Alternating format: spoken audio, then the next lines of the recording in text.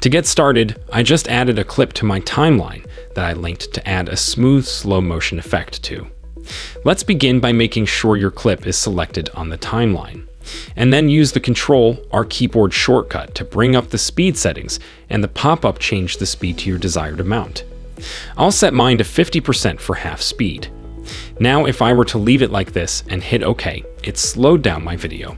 But since I have 30 FPS footage, putting it down to half speed is going to make it super choppy.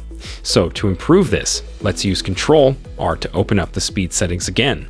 But this time it changes the time interpolation drop down to optical flow, then hit OK. Alright, this is better, but it's still a little choppy since optical flow is a demanding effect.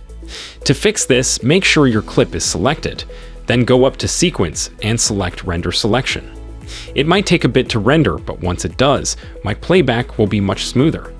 Keep in mind that while this worked good for me, if I were to lower this even more to like 20%, I'd start noticing ghosting and artificing, since it can only do so much with 30 FPS footage.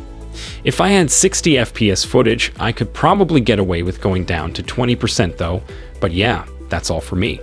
So, thanks for watching, and see you next time. If this video helpful to learn quickly, hit the like button, and also don't forget to subscribe to our channel and hit the bell icon. Then you won't miss any upcoming tutorials.